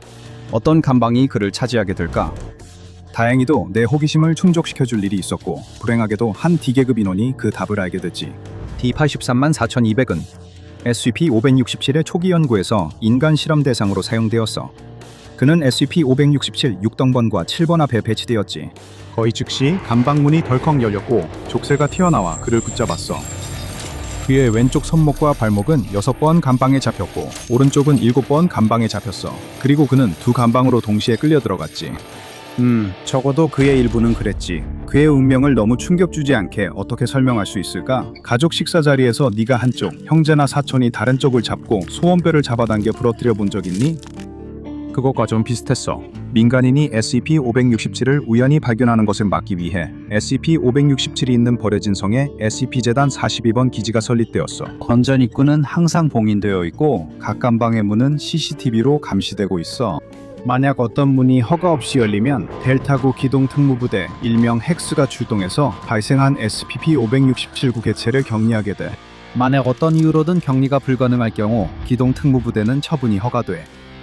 불필요한 인명 손실을 막기 위해 델타9 기동특무부대에 지원하는 모든 지원자는 전과가 없어야 하고 재단의 명령이라 해도 범죄를 저지른 적이 없어야 하며 법에 대한 강한 헌신과 사회적 계약 그리고 타인의 감정에 대한 충성심을 보여야 해. 강한 도덕적 나침반은 SCP-567 근무 필수 자격이야. 없으면 고통받는 참여자 명단에 한 명 더 추가될 뿐이니까. 재단은 수년 동안 조직 자체에 위협이 될 수 있는 많은 변칙 현상들을 마주쳤어. SCP-567도 예외는 아니야. 셀 수 없이 많은 재단 요원들이 더 큰 선을 위해 끔찍한 행동을 저질렀어. 그들은 파일에 잠겨있고 삼엄하게 경비된 벽 뒤에 숨겨진 비밀을 숨기고 지키기 위해 거짓말을 하고 훔치고 심지어 살인까지 저질렀어. 건전을 다룰 때는 과거의 죄가 아무리 정당하다고 생각하더라도 매우 신중해야 해. 결국 너를 가두려는 감옥이 판사이자 배심원 그리고 집행자 역할까지 한다면 네가 결백을 주장할 기회조차 없어. 보시다시피 이것은 우리가 우주에서 차지하는 위치에 대한 모든 이해를 완전히 혼란에 빠뜨립니다. 라고 천문학자는 흥분한 채로 나이 많고 박식하다고 여겨지는 자문단에게 자신의 주장을 펼치며 말합니다. 제 관측 결과 우리가 절대적 진리로 믿었던 모든 것이 잘못됐다는 점이 분명해졌습니다. 자문단은 웅성거리며 서로 가까이 다가가 속삭입니다. 천문학자는 그들이 무슨 말을 하는지는 들을 수 없지만 방 안에서 자신의 발견을 설명할 때 느꼈던 열정과 기쁨이 그의 얼굴에서 빠르게 사라지고 있습니다. 그는 남자들이 못마땅한 손짓을 하며 입모양으로 아니요, 거짓말이라고 하는 모습을 볼 수 있습니다. 정말 이런 일이 가능할까요? 그가 보여준 것을 이해하지 못한 걸까요? 아마 그가 이해하기 쉽게 설명하지 않았던 것 같습니다. 당대 최고의 과학자인 갈릴레오가 엄격한 관찰로 뒷받침된 확실한 사실들을 제시했는데 그들의 반응이 이랬던 겁니다. 자문단이 상의를 마치고 조용해집니다. 수석 자문관이 헛기침을 하고 방 안에 있는 모든 사람들이 그의 말을 기다립니다. 왕실 과학자여, 이 위원회는 당신의 연구 결과를 검토했고 당신의 이론을 들었습니다. 자문관은 그 단어에 비웃음을 감추지 못하고 당신이 제시한 아이디어가 틀렸을 뿐만 아니라 위험하다고 결론지었습니다. 천문학자는 자신이 듣고 있는 말을 믿을 수 없습니다. 이 위원회는 왕의 권한 아래에서 당신을 이단죄로 기소했습니다. 천문학자는 충격을 받습니다. 그가 위원회에 다가가 간청하려 하자 두 경비병이 그의 팔을 붙잡고 막아섭니다. 멈춰! 나는 과학자입니다. 진실만 보여드렸습니다. 하지만 아무도 그의 호소에 감동하지 않는 듯합니다. 해널은 천문학자가 끌려나가며 발버둥치는 모습을 봅니다. 그는 계속 결백을 주장합니다. 고문관이 고문대를 한 칸 더 조이자 천문학자의 비명이 지하 감옥 전체에 울려 퍼지고 그의 몸은 조금 더 늘어납니다. 그는 이 일이 얼마나 오래 계속되고 있는지 전혀 알지 못합니다. 몇 시간째인가? 며칠째인가? 고통은 참을 수 없이 심했고 끝이 없었어. 그는 고통에서 벗어나기 위해 눈을 감고 마음속으로 도망치려 하지만 얼굴을 한 대 맞고 다시 현실로 끌려온다. 그 앞에 서 있는 사람은 그를 이런 비인간적인 처벌에 처하게 한 바로 그 수석 고문이었다. 네가 원하면 언제든 이걸 끝낼 수 있어. 네가 한 말을 철회하고 네가 잘못했다고 인정하기만 하면 이 모든 게 끝날 거야. 천문학자는 끝난다는 말이 자신을 풀어준다는 뜻인지 아니면 고통에서 벗어나게 죽인다는 뜻인지 확신하지 못한다. 정답이 무엇이든 그는 거짓말을 할 수 없었다. 천문학자는 진실을 알고 있었고 아무리 감렬하고 오랜 고통을 겪더라도 그가 이제 알게 된 사실을 바꿀 수는 없었다. 천문학자의 완고함에 실망한 그 고문은 고문관에게 신호를 보내고 고문관은 다시 고문대를 돌려 천문학자의 몸을 뼈가 관절에서 튀어나올 것 같은 지경까지 늘린다. 그 고문은 철회하라고 소리치며 그 말을 계속 반복한다. 고문관이 고문대를 점점 더 세게 돌릴수록 천문학자의 비명도 커지고 그 고문의 외침도 점점 더 커진다. 천문학자는 다시 눈을 감는다. 그는 이것이 마지막임을 확신하며 알게 된 위대한 비밀을 세상에 알릴 기회도 없이 죽을 거라 생각한다. 그러나 갑자기 천문학자는 방이 조용해진 것을 눈치챈다. 조언자는 더 이상 소리를 지르지 않고 고문관도 기계 조작을 멈췄다. 천문학자는 눈을 떠 조언자와 고문관이 모두 깊이 고개 숙인 것을 본다. 그의 시선이 위로 올라가자 그는 왕이 직접 자기 앞에 서 있는 것을 본다. 왕은 천문학자를 영혼처럼 느껴질 만큼 오랫동안 바라보다가 단순히 묻는다. 그게 사실인가? 천문학자는 여전히 형틀에 팔다리가 묶인 채로 간신히 고개를 끄덕이고 남은 힘을 짜내어 속삭인다. 사실입니다. 왕은 손짓으로 고문관에게 신호를 보내고 고문관은 일어나 천문학자를 구속에서 풀어주기 시작한다. 조언자가 항의한다. 하지만 폐하, 이자는 왕이 엄한 표정으로 제지하자 신하는 다시 고개를 깊이 숙이고 물러난다. 보여주게, 왕이 말한다. 천문학자는 일어서며 자연의 한계를 훨씬 넘어서 늘어난 힘줄과 근육이 아파 어깨를 문지른다. 천문학자는 자신의 실험실 문을 열고 왕에게 들어오라고 손짓한다. 방 안은 종이와 과학 장비로 어질러져 있어 이곳에서 일하는 남자의 복잡하고 산만한 머릿속을 그대로 보여준다. 왕은 즉시 두루마리가 놓인 탁자에 시선이 간다. 그는 두루마리를 탁자 위에 펼치고 살펴보지만 그의 얼굴에서는 무슨 생각을 하고 있는지 전혀 드러나지 않는다. 이게 조원사들에게 보여준 건가? 왕이 묻자 천문학자가 고개를 끄덕이며 답한다. 직접 보시겠습니까? 천문학자는 창가를 가리킨다. 그곳에는 황동관이 삼각대에 고정되어 있다. 왕은 장치에 다가가지만 사용법을 모른다. 천문학자는 저반 렌즈로 들여다보며 시범을 보인다. 그는 왕에게 딱 맞도록 약간씩 장치를 움직이며 미세하게 조정한다. 자, 이제 보십시오. 왕은 망원경을 통해 들여다보기 위해 몸을 숙이고 얼굴에 충격이 어린 표정을 짓는다. 그가 본 것은 지금까지 본 것 중 가장 믿을 수 없는 광경이다. 저기 맨눈으로는 볼 수 없는 하늘 높이에는 한 남자가 있고 그 남자가 왕을 바라보고 있다. 이 일이 벌어진 행성은 지구가 아니라 SCP-재단 기록 전체에서 가장 기이한 이상현상 중 하나인 이상한 장소였다. 이것이 SCP-007 일명 복구행성이다. SCP-007은 한 젊은 남성의 복부에 위치한 구형 물체이다. 정확히 말하면 그의 복부가 있어야 할 공간에 위치해 있다. 왜냐하면 있어야 할 대부분의 근육, 피부, 그리고 장기들이 아예 존재하지 않기 때문이다. 대상자는 평균 신장과 체격의 20배 중반 백인 남성으로 몸의 상당 부분 결손에도 불구하고 영향을 받지 않은 것으로 보이며 어떤 통증이나 불편함도 전혀 호소하지 않았다. 그의 복근과 장기가 있어야 할 공간에는 흙과 물로 이루어진 작은 구체가 있다. 이 구체는 지름이 대략 60cm 정도로 지구와 비슷하게 생겼으나 대륙의 배열은 우리 지구의 역사에서 알려진 어떤 형태와도 일치하지 않는다. 이 작은 행성은 자체적인 기상 패턴을 가지고 있으며 작지만 여전히 감지할 수 있는 중력도 있다. SCP-007의 가장 흥미로운 점은 그 안에 생명체가 존재하는 것으로 보인다는 것이다. 지구의 인간과 비슷한 비율에 해당하는 미생물들이 이 행성의 표면에서 관찰된 바 있다. 지금까지 2개의 뚜렷한 지적 생명체 종이 확인되었으며 이들 모두는 지구의 15세기와 비슷한 기술 수준을 가진 것으로 보인다. 복부 행성의 거주자들이 자신들의 행성 밖의 세계를 인식하고 있는지는 알려지지 않았으며 교류가 그들에게나 우리에게 미칠 영향에 대한 추가 연구가 이루어질 때까지 재단 고위 관계자들은 행성 거주자들과의 소통 시도를 보류한 상태이다. SCP-007이 위치한 인간 피험자는 자신이 주장하는 이름을 재단에 제공했으나 해당 인물이 존재한다는 기록은 아직까지 발견되지 않았다. 기록이 없다는 질문에 그는 사회보장번호와 운전면허증 번호를 자발적으로 제공했으나 두 번호 모두 미국 정부에서 부여된 적이 없는 것으로 확인되었다. 이 남자를 둘러싼 미스터리는 아직 끝나지 않는다. 그는 음식이나 물에 대한 필요를 전혀 보이지 않았으며 영양 섭취 없이 그의 몸이 어떤 에너지원으로 계속 작동하는지는 알려지지 않았다. 그는 위의 상당 부분이 결손되어 있음에도 불구하고 먹고 마시는 것이 가능하다. 하지만 그가 그것들을 삼킨 뒤 어떻게 되는지는 여전히 밝혀지지 않았다. 그 남자는 평균 이상의 지능을 가지고 있으며 실시된 IQ 테스트에서 128점을 받았다. 그는 또한 대체로 친근하고 상냥해 보이며 자신의 복부 안에 위치한 행성과 그것이 어떻게 거기에 있게 되었는지에 대해 단지 잠깐의 호기심만을 표현한다. 행성의 기원에 대해 질문받았을 때 그는 아주 담담하게 그냥 어느 날 일어났더니 거기에 있었습니다.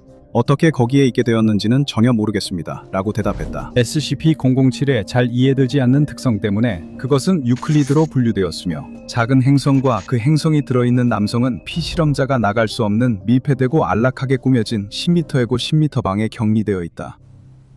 피실험자는 재단 직원들에 의해 면밀히 관찰되어야 하며 담당 의사 중 한 명과 매주 체스 경기를 두는데 이 경기는 그의 정신 건강을 평가하는 기회로도 활용된다. 지금까지 그는 정신질환이나 폭력적인 성향을 전혀 보이지 않았으며 꽤 만족한 듯하다. 전반적으로 그는 재단 시설 내에서 제한된 생활 환경에 만족하는 듯 보이며 탈출을 시도한 적도 없다. 대상은 인터넷이 연결된 컴퓨터에 접근할 수 있도록 여러 차례 요청했으나 잠재적인 보안 위험 때문에 이 요청은 지금까지 거부되었다. 베이비치터는 어둑한 집안에서 텔레비전 화면에 은은한 불빛만을 받으며 앉아있다. 그녀가 돌보던 어린 소녀가 잠자리에 든 지금 한때 따뜻하고 활기찼던 집은 으스스할 정도로 조용하고 고요하다. 불안해서 계속 움직여야 하는 손가락으로 그녀는 채널을 돌린다. 요리 대결 프로그램, 흑백 영화, 펭귄에 관한 다큐멘터리 등을 지나친다. 그녀가 원하는 만큼 시선을 사로잡는 것은 아무것도 없다. 그 어떤 것도 목덜미를 간지리는 불안감이나 손바닥이 축축하게 땀에 젖는 감각에서 충분히 벗어나게 해주지 못한다. 이게 바로 모든 베이비시터 일을 할 때마다 가장 힘든 부분이다. 그녀의 친구들은 동의하지 않을 것이다. 친구들은 부모님이 외출해서 돌아오기 전 아이들이 잠든 늦은 밤이 가장 좋다고 말한다. 이 시간은 남자친구를 집에 초대하거나 팬트리에서 간식을 몰래 먹을 수 있는 완벽한 평화의 순간이다. 하지만 그녀의 눈이 깜빡이는 화면, 쇼핑 채널, 심야 토크쇼를 바라보고 있을 때 그녀가 정말로 생각하는 것은 지금 자신이 얼마나 혼자인지 뿐이다. 여기는 안전한 동네다. 그녀도 이성적으로는 그걸 알고 있지만 창밖 마당에 자동차 헤드라이트가 비칠 때마다 넥박이 빨라지는 걸 막을 수 없다. 그녀는 마치 마체테를 든 살인마가 유리창 너머에서 지켜보고 있는 듯한 상상을 멈출 수 없다. 가슴이 이유 없는 두려움으로 조여오면서 그녀는 왜 이렇게 베이비시터에 관한 무서운 이야기들이 많은지 궁금해진다. 항상 베이비시터는 위협적인 낯선 사람에게서 굵고 거친 목소리로 "아이들은 확인해봤나요? 라고 묻는 전화를 받는다. 베이비시터는 방 구석에 있는 소름 끼치는 광대 조각상을 밤새 지켜본다. 그러다 가족에게 전화해 그 조각상에 대해 묻자 가족이 무서운 말을 한다. "우리는 광대 조각상이 없어요." 이건 피할 수 없어. 가면을 쓴 살인마와 탈출한 정신병자부터 유령 아이들의 부드러운 목소리, 옷장이나 침대 밑에서 새로운 먹잇감을 기다리며 미친 듯이 웃는 악마의 웃음소리까지. 공포 이야기에서 베이비시터는 항상 표적이 된다. 그녀는 몸을 떤다. 저건 그냥 캠프파이어에서 하는 이야기일 뿐이라고 그녀는 스스로에게 상기시킨다. 베이비시터가 허구의 살인마에게 쉬운 표적이더라도 오늘 밤 여기서 그녀에게 나쁜 일이 반드시 생기는 건 아니다. 아이는 곤히 자고 있고 부모님도 곧 오며 부엌엔 남은 마카로니와 치즈가 있다. 모든 게 괜찮아. 사실 괜찮은 정도가 아니라 오히려 더 좋다. 그녀는 깊게 숨을 들이쉬고 내쉰다. 다시 한번 숨을 들이쉰다. 하지만 숨을 내쉬고 긴장을 풀기 직전에 소리가 들린다. 현관문에서 바스락거리는 소리가 난다. 그녀는 긴장하며 숨을 죽인다. 어쩌면 쓰레기통을 뒤지는 너구리일 수도 있다. 아니면 그냥 바람일 수도 있다. 하지만 그때 그녀는 분명하고도 오싹한 소리를 듣는다. 밖에서 누군가 소성이는 발소리다. 그녀는 소파 팔걸이를 세게 잡아 손가락이 하얗게 변했고 꼼짝도 하지 않는다. 불을 켜야 할까? 아니, 그럴 수 없다. 그러면 누군가 집에 있다는 걸 알게 될 테니까. 현관문 밖에 숨어있는 사람이 일부러 노크하지 않기로 했다. 그녀는 그들이 자신이 있다는 걸 알리고 싶지 않다. 한 생각이 떠오르자 그녀의 속이 철렁 내려앉았다. 그녀는 문을 잠갔는지 기억이 안 난다. 문석이 삐걱거리는 소리에 그녀는 거의 비명을 지를 뻔하지만 마지막 순간에 입을 막는다. 현관문에 있는 우편함 투입구가 열렸다. 작은 무언가가 밀려 들어와 바닥에 툭 하고 떨어진다. 그러고는 왔을 때만큼이나 빠르게 벌어지는 발소리가 들리고 그녀는 다시 어둠 속에 혼자 남는다. 그녀는 계속 기다리고 또 기다리지만 발은 소리는 들리지 않는다. 누가 있었든지 이제는 떠나버렸다. 하지만 그들은 무엇을 남기고 갔을까? 베이비시터는 살금살금 문 쪽으로 다가가서 바닥에 놓여있는 이상한 배달물을 발견한다. 표시 없는 DVD가 담긴 작은 플라스틱 케이스였다. 그녀는 그것이 무엇인지 알 수 있는 어떤 글씨라도 있을까 뒤집어 보지만 아무것도 적혀있지 않았다. 그녀는 왜 자신이 가족의 텔레비전 앞으로 걸어가서 DVD 플레이어에 디스크를 넣고 그 안에 무엇이 들어있을지 모른 채 자리에 앉아보기 시작했는지 정확히 설명할 수 없었다. 아마도 병적인 호기심이거나 자꾸만 파고드는 모든 것을 집어삼키는 현실 도피의 욕구였을 것이다. 무엇이었든 그녀는 리모컨으로 재생을 누르고 다음에 일어날 일에 마음을 준비했다. 화면에는 짧은 흰색 드레스와 하이힐을 신은 젊은 여성이 좁은 복도를 달려가는 모습이 생생하게 나타난다. 그녀는 입을 크게 벌리고 얼굴이 비명으로 일그러졌지만 TV에선 아무 소리도 들리지 않는다. 베이비시터는 리모컨을 TV에 겨누고 볼륨을 높이지만 스피커에서는 아무 소리도 나오지 않는다. 그저 침묵뿐이다. 어쩐지 소리가 없으니 그 비명이 더 끔찍해 보인다. 경직되고 부자연스럽다. TV에서 여자가 달릴 때 어두운 형체가 뒤에서 모퉁이를 돌아 쫓아온다. 형체가 화면에 더 들어오자 베이비시터는 무의식적으로 숨을 들이쉰다. 그녀를 쫓는 것은 하얀 드레스를 입은 여자보다 3배는 큰 거대한 인형이다. 그 인형도 레이스 퍼프 소매와 긴 부풀린 치마에 화려한 드레스를 입고 있다.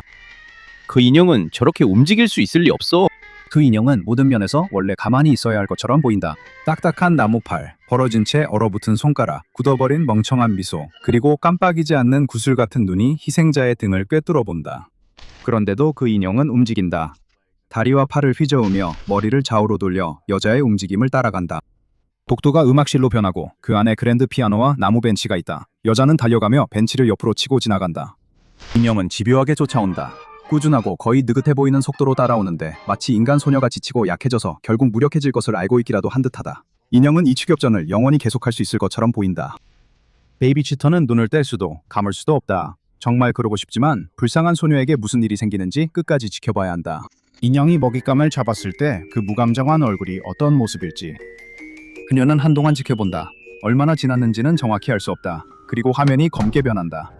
베이비시터는 한숨 쉬며 DVD를 꺼내 쓰레기통에 버리려 한다. 하지만 그때 화면이 다시 켜진다. 그녀가 있다.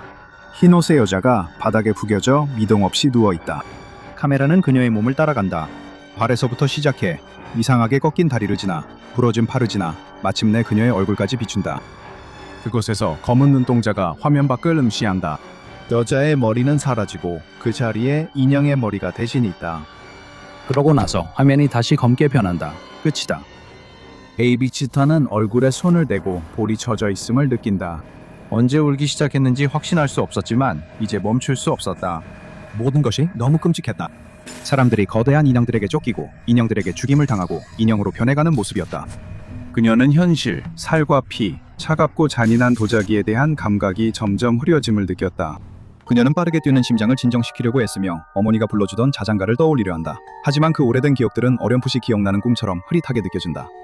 여보세요? 조용한 목소리가 베이비시터를 생각에서 깨운다. 계단 위에는 그녀가 돌봐야 할 작은 소녀가 있다. 분홍색 토끼 잠옷을 입고 가장 좋아하는 인형을 꼭 쥐고 있다. 나쁜 꿈을 꿨어요. 베이비시터는 소녀를 보다가 그녀 손에 든 인형으로 시선을 옮긴다. 소녀와 인형은 똑같이 크고 파란 눈, 완벽한 곱슬머리, 장미빛 뺨, 거의 인공적인 피부의 윤기, 걷는 모습, 말하는 방식까지 모두 닮아 있었다. 어떻게 지금까지 그걸 보지 못했을까? 괜찮아, 내가 있어. 그녀가 말한다. 물 마실래? 소녀가 고개를 끄덕인다. 베이비시터는 인형도 고개를 끄덕였다고 거의 확신했다. 그녀가 뭘 할 수 있었을까? 뭔가 말할 수 있었을까? 아니, 그건 통하지 않을 거야. 소녀는 이해하기엔 너무 어렸다. 그녀는 다른 방법을 찾아야 했다. 그녀는 부엌으로 향했고 컵에 물을 채우려고 수도꼭지를 틀다가 도마 위에 놓인 고기칼을 보게 된다. 고기칼은 마치 스스로 나서기라도 하듯 그곳에 기다리고 있었다. 그녀는 손잡이를 움켜쥐고 다시 거실로 향한다. 30분 후 부모님이 집에 온다. 그들은 딸이 침대에 있고 베이비시터가 소파에 있을 거라 기대한다. 하지만 그들이 마주한 것은 악몽이었다. 그들이 불을 켜자 한때 새하얗던 카펫에는 피가 튀어 있고 두꺼운 붉은 핏자국이 복도까지 이어져 있다. 그들은 정육점에서나 맡을 법한 쇠 냄새와 썩은 냄새를 맡을 수 있었다. 그들이 부엌에 도착하자 비명을 지를 수밖에 없었다. 어머니는 부엌에서 충격을 받고 고개를 돌리다 베이비시터를 발견한다. 베이비시터는 피가 뚝뚝 떨어지는 식칼을 쥔 채 서 있었다. 그녀의 표정은 깊고 슬픈 비탄에 잠겨 있다. 도대체 무슨 짓을 한 거야? 소녀의 어머니는 울고 아버지는 충격에 창백하게 서 있다. 나도 원하지 않았지만 그게 유일한 방법이었어. 베이비시터는 눈물을 닦으며 그 과정에서 피가 뺨에 번진다. 모르겠어요? 그녀는 기대에 찬 눈빛으로 부부를 바라보지만 그들은 말을 못한다. 다시 말하면 토할 것 같기 때문이다. 진실을 보여줘야 했어요.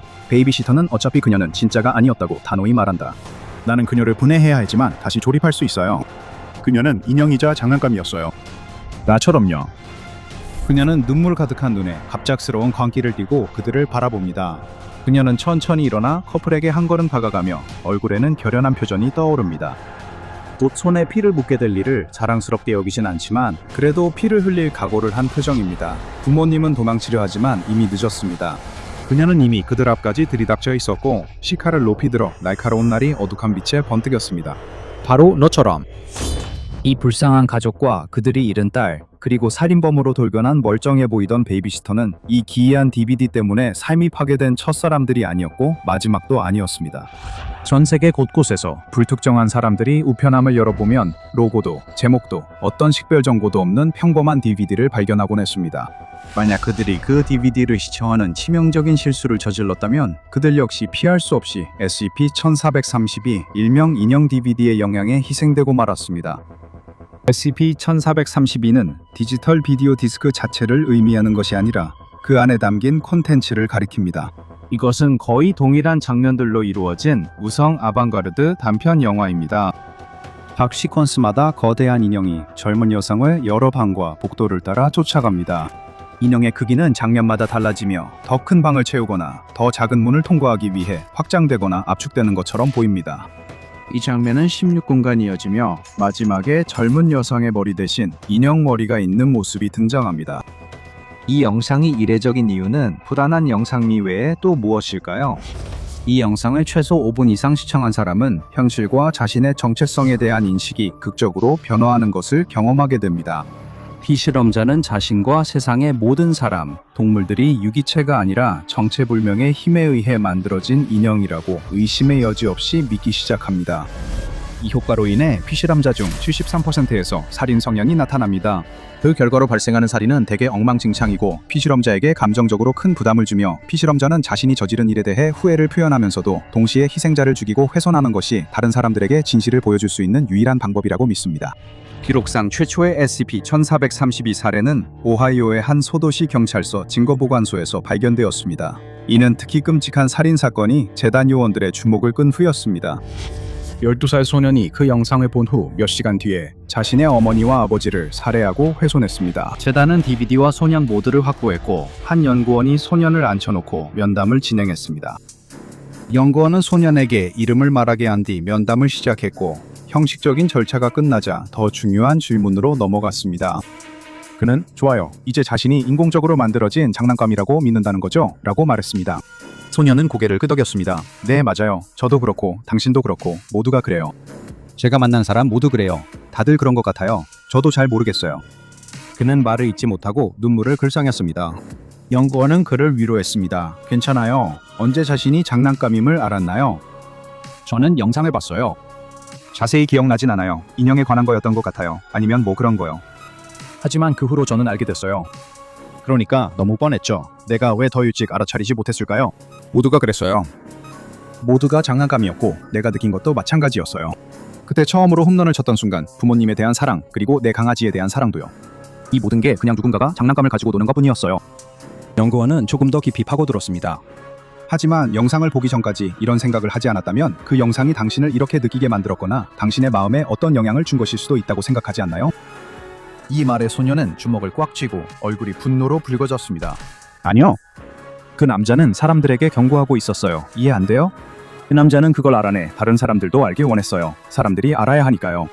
그들은 단지 누군가가 어딘가에서 재미있어 하거나 뭐 그런 이유로 존재할 자격이 없어요. 괜찮아요. 이해해요. 그래서 네가 알아낸 걸 부모님께 말하려 했어? 소녀는 떨기 시작했다. 이전에 눈에 고였던 눈물이 이제는 그의 뺨을 따라 자유롭게 흘러내렸다. 했어요. 그들은 내 말을 믿지 않았어요. 계속 설명했지만 그들은 그냥 이해하지 못했어요. 그들은 누군가에게 보여줘야 했어요. 사람들에게 알려야 했어요. 유일한 방법은 다른 아무 사람이어선 안 됐어요. 저는 그들과 함께할 기회는 없었지만 이해해요. 당신은 옳다고 믿는 일을 해야 했으니까요. 소녀는 주먹으로 탁자를 두드리며 전보다 더 심하게 떨었어요.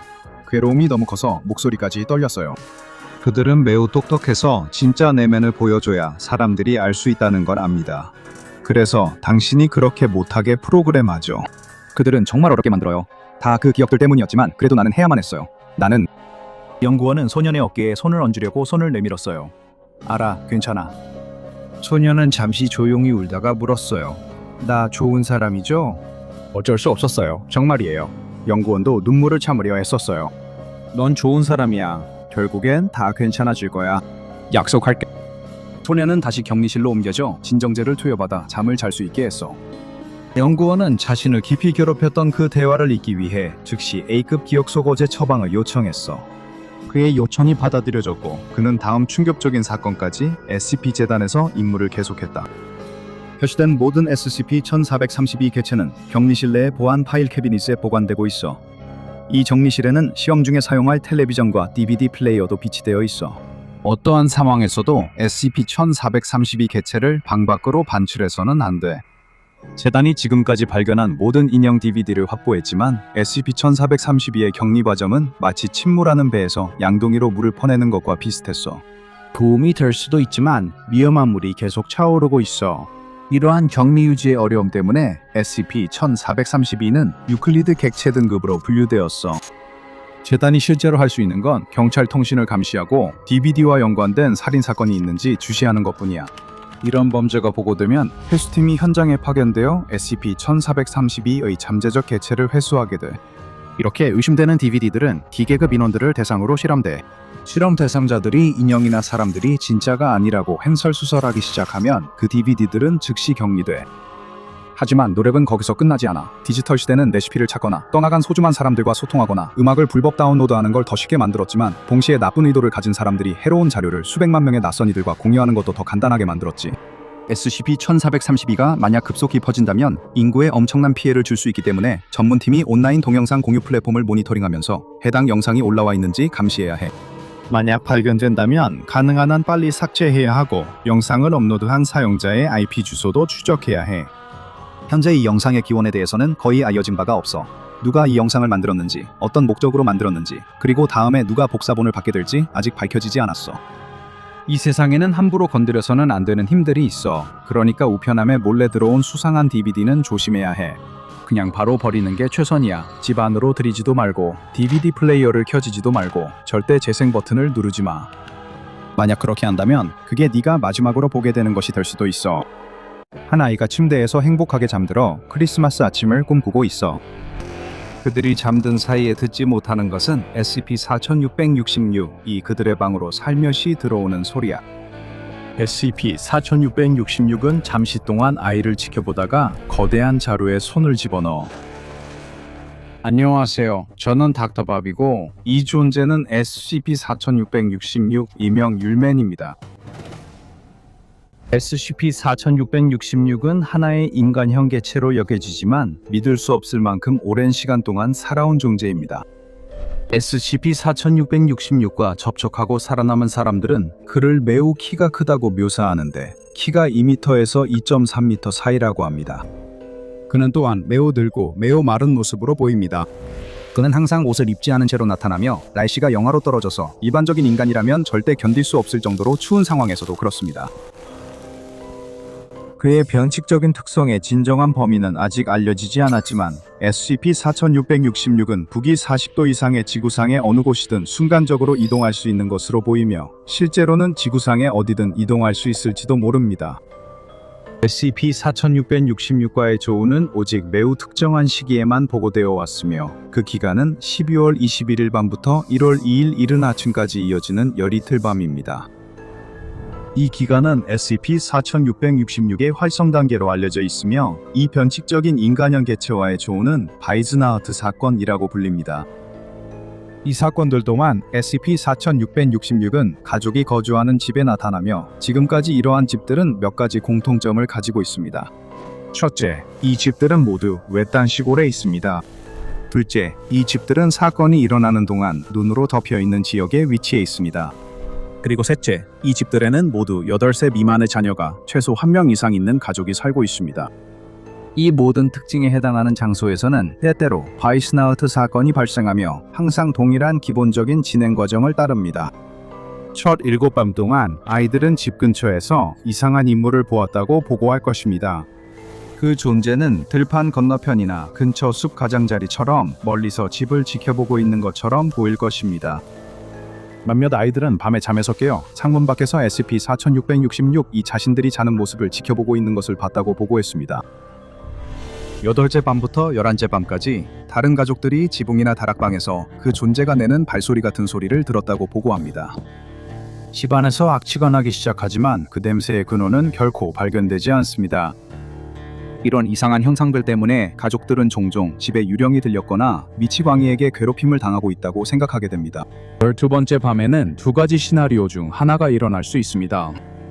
첫 번째 시나리오에서는 약 15% 정도의 확률로 발생하는데 가족들은 밤에 집안에서 발소리를 들었다고 종종 보고합니다. 하지만 깨진 창문이나 문처럼 강제로 침입한 흔적은 전혀 없습니다.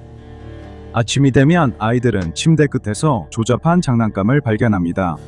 운이 좋은 아이들에게는 이것이 바이즈나우트 사건의 끝입니다. 나머지 약 85%의 아이들은 다른 상황을 겪게 되며 훨씬 덜 운이 좋습니다. 대부분의 경우 12번째 밤은 끔찍한 경험입니다. SCP-4666은 마지막 밤에도 여전히 집에 들어옵니다. 하지만 아이들에게 선물을 남기는 대신 가족을 무력화시키고 모두를 한 방에 모은 다음 나머지 가족들이 보는 앞에서 한 명씩 차례로 죽입니다. 살해 방법은 사건마다 다르지만 거의 항상 최종적으로 죽이기 전에 고문의 요소가 포함되어 있습니다. 이 고문은 의례적인 목적일 수도 있습니다. 온 가족이 살해당하지만 8세 미만의 아이 한 명만 처형됩니다. 이 아이는 대신 납치되어 SCP-4666이 가지고 다니는 거대한 가방에 넣어집니다. SCP-4666의 존재는 1974년에 재단의 새로운 이상지무 인지 프로그램에 의해 처음으로 확인되었습니다. 이 프로그램은 1월 1일 밤 북반구 전역에서 발생한 여러 건의 수상하게 유사한 가정 침입과 살인 사건을 재단에 알렸습니다. 추가 연구를 통해 매년 발생했을 가능성이 가장 높은 다른 바이스나우트 사건들의 증거가 발견되었으며 이는 18세기 후반까지 거슬러 올라갑니다. 평균적으로 매년 3건이 조금 넘는 사건이 있었습니다. 그리고 SCP-4666일 가능성이 있는 존재에 대한 언급의 증거도 기원 후 1세기와 2세기까지 거슬러 올라가는 기록에서 발견된 바 있습니다. 바이스나우트 사건의 조건에 부합하는 모든 집에서 동일한 지문이 발견되었으며 이 지문은 1873년에 채취된 부분 지문과도 일치합니다. 이 지문들은 어떤 인간 지문과도 일치하지 않는 특징이 있습니다. 그리고 함께 발견된 인간과 비슷한 흰 머리카락에서도 인간의 DNA가 검출되지 않았습니다. DNA는 사실상 발견되지 않았습니다. 드물게 발생하는 바이스나우트 사건에서 SCP-4666 이 가족을 살해하지 않고 선물을 남길 때 그 선물들은 결코 평범하지 않습니다. SCP-4666A로 알려진 그 선물들은 SCP-4666이 다른 집에서 납치한 아이들의 시신으로 만들어진 것으로 보입니다. 2018년에 알래스카의 한 가족집에서 있었던 한 사례에서는 여자아이의 시신으로 만들어진 실제 크기의 인형이 남겨졌습니다. 그 인형은 여기저기 피부에 직접 꿰매어진 누더기 천으로 만든 더러운 드레스를 입고 있었습니다. 그 아이의 입은 꿰매이고 사람 피로 붉게 칠해져 있었습니다. 또 다른 아이 손톱이 그녀 손톱에 붙어 있었고 세 손가락은 완전히 없었습니다. 두피도 다른 아이의 두피와 머리카락으로 바뀌어 조잡한 가발처럼 보였습니다.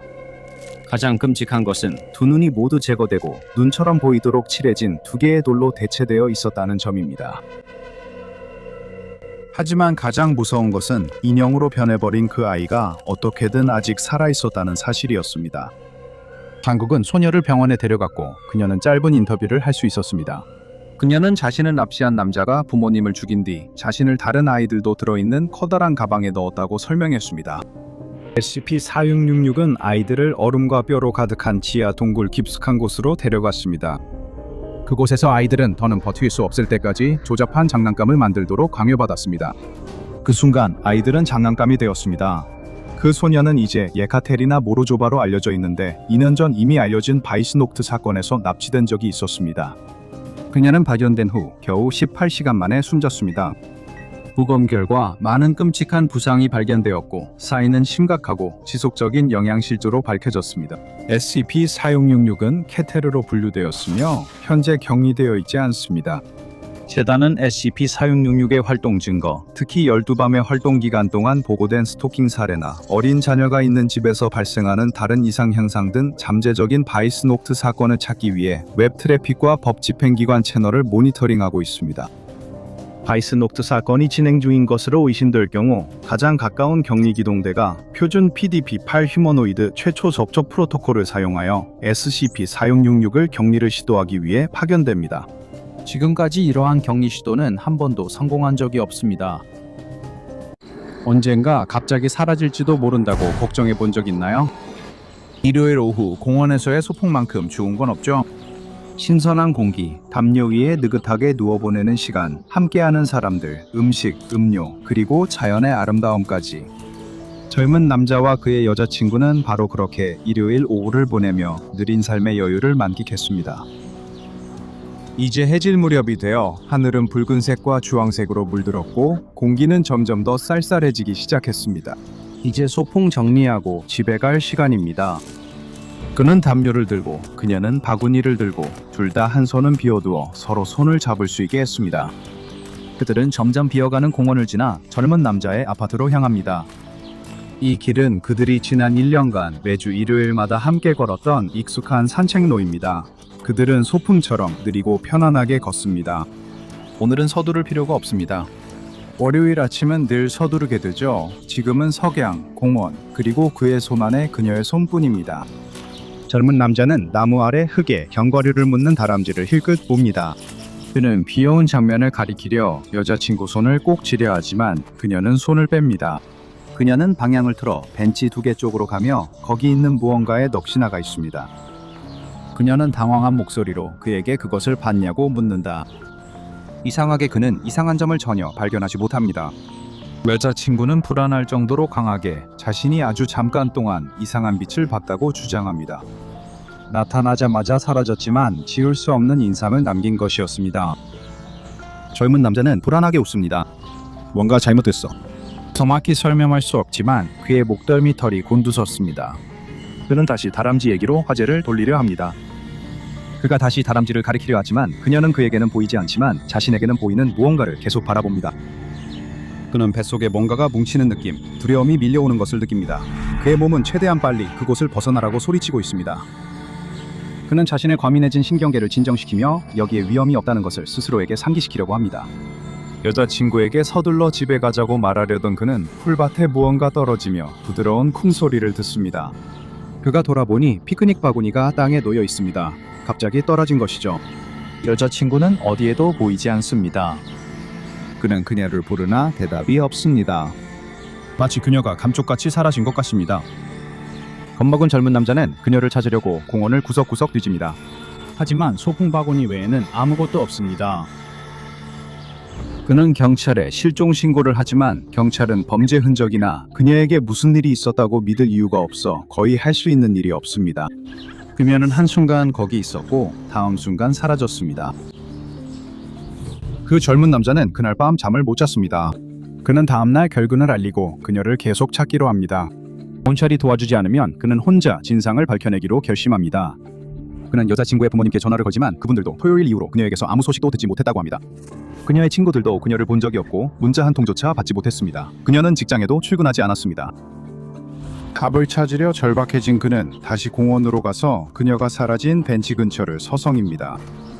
그렇게 하고 있을 때 그는 갑자기 심장이 목까지 뛰어오를 만큼 놀라운 소리를 듣습니다. 그녀의 목소리입니다. 속삭임일 뿐이지만 마치 그녀의 입술이 그의 귀 바로 옆에 있는 것처럼 느껴집니다. 그녀가 그의 이름을 부릅니다. 그녀가 그에게 무슨 일이 있었는지 묻습니다. 그는 무슨 말을 해야 할지 모릅니다. 그는 몸을 돌려 그녀의 얼굴을 찾으려 하지만 그녀는 거기 없습니다. 그저 그의 상상일까요?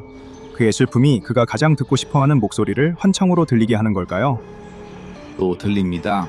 그녀가 그에게 속삭이며 그를 사랑한다고, 그를 그리워한다고, 이제는 자신의 몸이 느껴지지 않는다고 말합니다. 젊은 남자가 무릎을 꺾고 풀밭에 주저앉아 울음을 터뜨립니다. 그녀가 가까이 있지만 닿을 수 없는 것 같습니다. 그는 그녀 목소리는 들리지만 볼 수는 없습니다. 그녀를 만질 수도 없습니다. 그는 그녀에게 무슨 일이 있었는지 묻습니다. 모르겠어요. 여기가 어디인지 모르겠어요. 내가 뭔지도 모르겠어요. 모르겠어요. 그녀의 목소리가 약해지다 잡음 속에 사라집니다. 그녀가 점점 사라지고 있는데 그는 그녀를 붙잡기 위해 아무것도 할 수 없습니다. 그의 시선이 전날 다람쥐를 봤던 나무에 머뭅니다. 나무 껍질의 무늬가 오래 바라보고 초점을 흐리면 마치 그녀의 얼굴처럼 보입니다. 그는 손을 뻗어 나무 껍질을 만집니다. 그녀가 아닙니다. 당연하죠.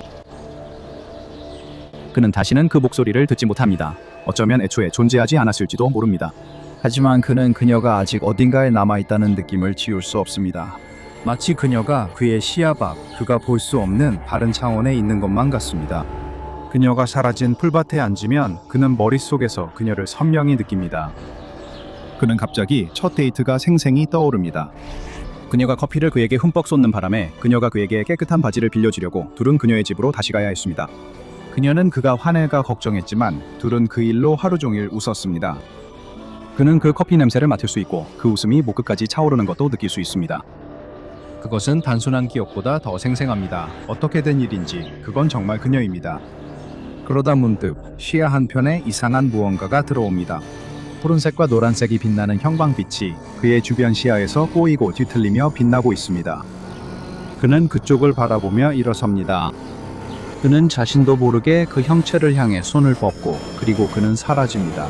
경찰은 그 두 사람에게 무슨 일이 일어났는지 결코 밝혀내지 못할 것입니다. 어떻게 그럴 수 있겠습니까? 그들은 당국이 결코 이해할 수 없는 힘의 희생자였습니다. 이 젊은 남성과 그의 여자친구는 SCP-7783으로 알려진 이상 현상을 마주쳤습니다. SCP-7783은 반실체적 온토키네틱 사면체 구조물입니다. 그걸 5번 빠르게 말해보세요. 이 이상 현상의 물리성은 의심스럽고 불확실한 성질을 가지고 있습니다. 정리의 한 측면으로서 이 이상 현상은 사이트 196에 7783호 유닛에 격리되어 있다는 진술에 개념적으로 결속되어 있습니다. SCP-7783은 항상 인지될 수 있는 것은 아니며 그것의 인지 가능성은 그것을 인지하려는 사람의 특성에 따라 달라집니다. 효과적으로 인지될 때 이 이상 현상은 파란색과 노란색 그라데이션의 형광빛을 내며 어떤 운동력이 가해지더라도 공간 내에서 고정된 위치를 유지합니다. SCP-7783과 물리적으로 상호작용하는 것은 매우 어렵고 세만토 개념적 상호작용이라고 알려진 복잡한 일련의 행동을 통해서만 가능합니다. 이것이 바로 SCP-7783이가 격리된 방법이기도 합니다. SCP-7783과 실제로 물리적 상호작용할 경우 불행한 결과가 따릅니다. 이렇게 하면 영향을 받은 대상에게 추상화, 생물학적, 개념적, 존재론적 변화가 발생합니다. 이로 인해 해당 대상은 모형의 개념적 지성체로 변하는 경향이 있습니다. 잠시 후에 그 부작용에 대해 좀 더 자세히 설명하겠습니다. SCP-7783의 영향에 노출된 재단 소속 인원들. 이들은 지각 개념 연관 인원, 즉 PASC로 불립니다. 이러한 지각 개념들은 여전히 고차원적인 인지 기능을 유지하고 있지만 원래 인간 신체와 관련된 생물학적 기능은 결여되어 있습니다. 이들은 여전히 인지적 전복 인상이나 주변에 있는 지각 및 지성 존재들의 심리적 신경학적 활동에 제한적이고 일시적으로 간섭함으로써 현실과 상호작용할 수 있습니다. PAC의 존재는 일시적 간섭뿐 아니라 주변 인물들에게 파레이돌리아적 경향이 늘어나는 것으로도 알 수 있습니다. 이 용어에 익숙하지 않은 분들을 위해 설명드리자면 파레이돌리아적 경향이란 무작위 자극에서 패턴과 의미를 찾아내려는 경향을 말합니다. 예를 들어 탄 토스트 조각에서 얼굴을 본다거나 수도꼭지의 모양에서 놀란 표정을 본다거나 벽지 무늬에서 눈을 본다거나 하는 경우가 이에 해당합니다. SCP-7783은 선임 연구원 리버 코리스 박사와 케이든 파웰이 비번 중에 처음 발견했습니다. 이 초기 발견의 일부 세부 사항은 격리 위반 우려로 인해 공식 문서에서 삭제되었습니다. 하지만 사건의 흐름은 쉽게 파악할 수 있습니다. 두 사람은 공원 산책 중 우연히 이상 현상을 발견했습니다. 코리스 박사는 자신도 모르게 SCP-7783과 의미론적 개념 상호작용을 수행하면서 의도치 않게 직접 개입했습니다. 2명의 추가 인원이 투입되었고 이상 현상은 성공적으로 구속 및 격리되었습니다. 하지만 그 과정에서 코리스 박사의 노출이 지나치게 많았고 그는 PAC 전이 과정을 시작하게 되었습니다. 헤이든 파웰은 리버 코리스 박사가 변이되는 동안 자신과 코리스 박사 사이에 진행된 모든 면담이 SCP-7783 공식 기록에서 삭제될 것을 특별히 요청했습니다. 연담이 없어 일반 보고서만 참고하지만 그래도 변이 과정의 중요한 단서를 얻을 수 있습니다. SCP-7783의 영향에 노출된 지 1시간이 지난 후 리버는 개념적 일관성을 유지하면서도 극심한 정서적 고통을 보였습니다. 그는 자신에게 무슨 일이 일어나고 있는지 또 그것을 막을 수 없다는 무력감도 인식하는 듯 보였습니다. 이 시점에서 그는 여전히 자신의 신체와의 연결은 아직 유지되고 있었지만 그 상태가 얼마나 일시적인지 절실히 느꼈습니다. 하루가 지나자 리버의 개념적 일관성은 온전한 상태에서 간헐적인 상태로 변했습니다. 그의 신체는 대부분의 시간 동안 여전히 온전했지만 파월 박사와 언어적으로 소통하는 것이 점점 더 어려워지고 있었습니다. 일주일 후 리버의 개념적 일관성은 허상에 가까운 상태로 묘사되었습니다. 인지적 전복 영향이 증가했고 그의 생물학적 기능은 신체가 점점 실체를 잃어가면서 서서히 멈추기 시작했습니다. 한 달 후 리버의 생물학적이고 물리적인 형태는 완전히 추상적으로 변했습니다. 파웰 박사는 파레이돌리아와 유사한 영향이 증가하는 것을 관찰했고 도저히 있을 수 없는 곳에서도 바라보는 모든 곳에서 실종된 남자의 얼굴을 봤습니다. 근처 나무의 잎, 나무 줄기의 껍질, 물웅덩이에 비친 잔물결까지 모든 것이 그 남자를 조금씩 닮아 보였습니다. 하지만 파웰 박사가 눈을 깜빡이면 그 모습은 사라졌습니다.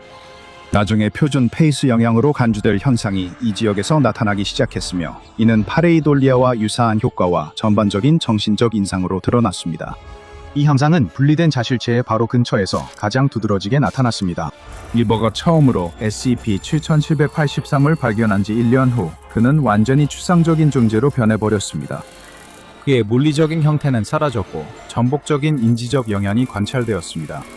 페이스 근처를 벗어나도 관련된 인물들에게는 파레이돌리아와 유사한 영향이 계속되었습니다. 가장 큰 영향을 받은 닥터 파웰은 어디를 봐도 리버스의 얼굴이 보였습니다. 그 현상이 너무 심해져서 그는 심리평가를 받으러 갔지만 정신질환이나 슬픔에 의한 환각이 아니라는 것이 확인되었습니다. 뇌가 패턴을 더 많이 찾으려 하고 무작위 시각 자극에서 얼굴 이미지를 인식하는 현상 증가는 리버스에 남아있는 PASE 영향 때문이었습니다. 리버 코리 박사가 SCP-7783에 의해 실종된 후 케이든 파웰이 임시경리 책임자 역할을 맡았습니다. 그의 최우선 과제는 SCP-7783의 영향을 되돌릴 수 있는 방법을 찾는 것이었습니다. 내가 알기로는 아직 그런 방법은 발견되지 않았습니다. 하지만 파월은 끈질기게 노력하고 있으며 자신의 모든 지적 역량과 SCP-재단이 제공하는 모든 자원을 동원해 SCP-7783로 인해 잃어버린 이들을 되돌릴 방법을 찾고 있습니다. 제가 SCP-7783에 대해 조사하는 동안 연구 책임자인 케이든 파월과 D계급 번호 78994에 이루어진 인터뷰를 볼 수 있었습니다. 이 인터뷰는 PASE 인지전복 인상에 대한 대규모 연구의 일환으로 진행된 것이었습니다. 이 실험의 목적은 인상을 유도하여 이전에 리버 코리 박사였던 PASE 01과의 소통 경로를 열기 위한 것이었습니다. 만약 PAS-PAC 012 한 개인의 정신에 영향을 줄 수 있다면 그 개인이 일종의 매개체 역할을 하여 파월과 리버가 직접 대화할 수 있을지도 모른다고 생각했습니다. 연구 책임자 파월은 정중한 인사와 함께 D78990의 생년월일과 전체 법적 이름을 확인하며 대화를 시작했습니다. 78990은 자신의 신원을 확인하고 이번 실험에서 정확히 무엇을 하고 있는지 물었습니다. 파월은 저는 잠시 대화를 나누고 당신 행동을 기록할 겁니다. 일종의 평가라고 생각하시면 됩니다. 라고 답했습니다. D78990은 자리에서 어색하게 몸을 움직이며 무슨 얘기를 해야 하냐고 물었습니다. 파월은 어깨를 으쓱였습니다.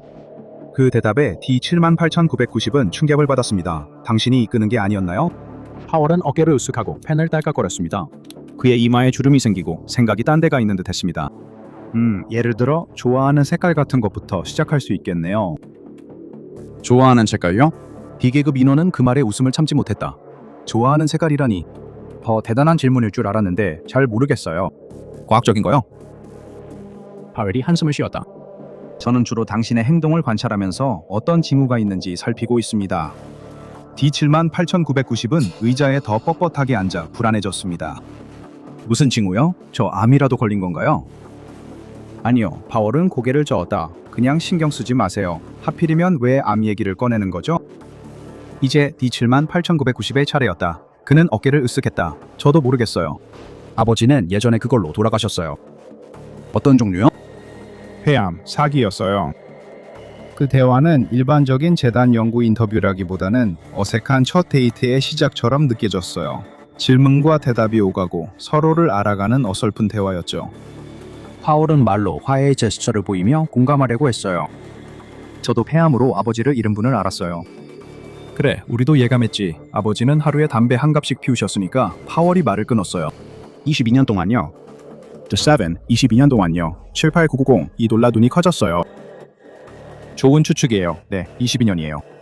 정말 여기서 일해보고 싶었어요. D78990이 말했어요. 정말요? 파월이 한쪽 눈썹을 치켜 올렸어요. 왜 그렇게 생각하죠? 제가 보기엔 연구 경력이 없으신 것 같아요. 저도 어릴 때 의학 쪽으로 가고 싶었어요. 파웰이 고개를 끄덕였다. 이런 데서 진짜 목적을 갖고 일하면 참 좋았을 것 같아요. 파웰이 힘없이 미소 지었다.